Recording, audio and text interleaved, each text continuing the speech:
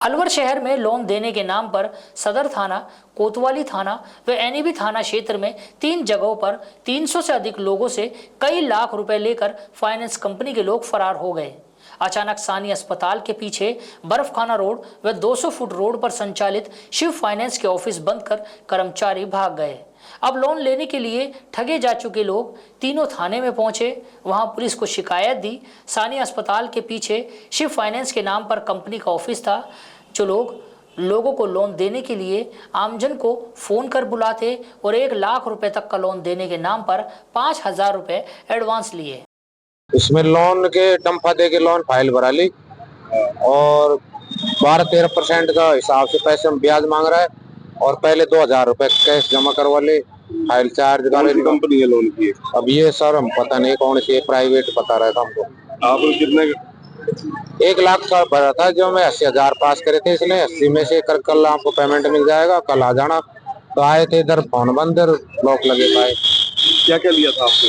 हमारा आधार कार्ड, पहचान पत्र और वह बिजली का बिल और मुंबई से और मरता है ना पैन कार्ड, ये लिया। और क्या दिया था आपको उसके बगैर? कुछ नहीं दिया, हमको एक पर्ची देती है।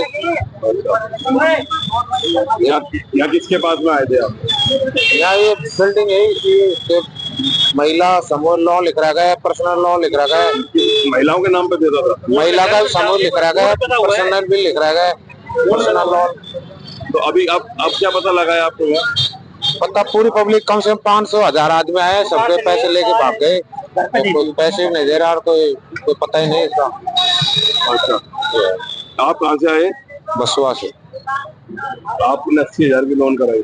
एक का भरा था, 80 पास करे थे, न करे आपका 80,000 पास हुए। पेमेंट भी नहीं दिया? नहीं दिया। मतलब 2,000 रुपए लेके भाग गए। लोन के लिए अप्लाई किया हुआ था, तो मेरे पास कॉल आया, पता नहीं इन्होंने कहाँ से डिटेल निकाली। कॉल किया कि आपको लोन चाहिए, तो मेरे को लोन चाहिए था। मैंने इसलिए बोला हाँ मुझे लोन चाहिए। तो उन्होंने बोला आपका कौन से बैंक में अकाउंट है। मैंने उनको बता दिया मेरा इस बैंक में अकाउंट है और ऑनलाइन खोला हुआ अकाउंट है।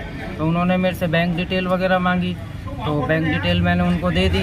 उसके बाद में उन्होंने मेरे को बोला सर आपका बैंक से तो लोन पास नहीं हो पा रहा है, लेकिन हम आपको पर्सनल वैसे अपनी तरफ से हम लोन दिला सकते हैं आपको। और मेरे को बोला कि 70,000 रुपये का लोन पास होगा और इसका आपको 1.5% के हिसाब से ब्याज देना होगा। अगर आप किस्त टाइम से नहीं भर पाते हो तो कोई बात नहीं, किस्त अगले महीने दे सकते हो, लेकिन ब्याज हर महीने देना होगा। तो मैं कहा ठीक है चलो कोई नहीं, दे देंगे।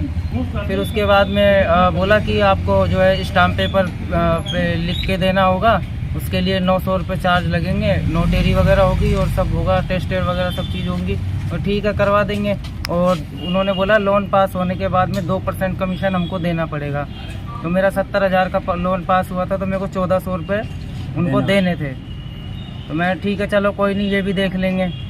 तो उसके बाद में 900 रुपये कल इन्होंने हमसे ले ली और बोला आज पेमेंट देंगे आपको 70,000 रुपये, जैसे भी आप लेना चाहो, कैश लेना चाहो, चेक से लेना चाहो या अकाउंट में लेना चाहो, जैसे भी आपकी इच्छा हो। अब इस ऑफिस में कौन है? फाइल चार्ज कितना लिया था आपसे? फाइल चार्ज नहीं लिया सर, फाइल चार्ज नहीं लिया। आपके पास, अरे एक मिनट रुक जाओ यार, आपके पास कब फोन आया था और किस मेथड से बातचीत की गई थी, और जो पैसे लिए वो कब लिए थे? पैसे कल लिए थे सर। अच्छा। और फोन 5-6 दिन पहले आया था और उससे पहले भी 1-2 बार आया था। कितने लोगों को ठग लिया इस आदमी ने? कम से कम मेरे हिसाब से सर, कम से कम ये मान के चलो 1000 से 1500 आदमियों के साथ ये फ्रॉडबाजी हो चुकी है। सभी से पैसे ले रखे? सभी से पैसे ले रखे हैं। मेरे से 900 रुपये लिए थे।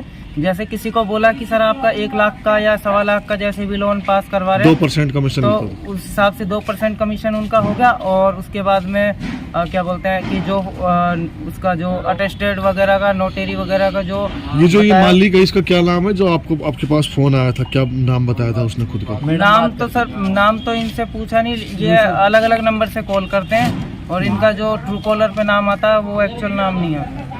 इस ऑफिस में आप कितने दिनों से आ रहे हो?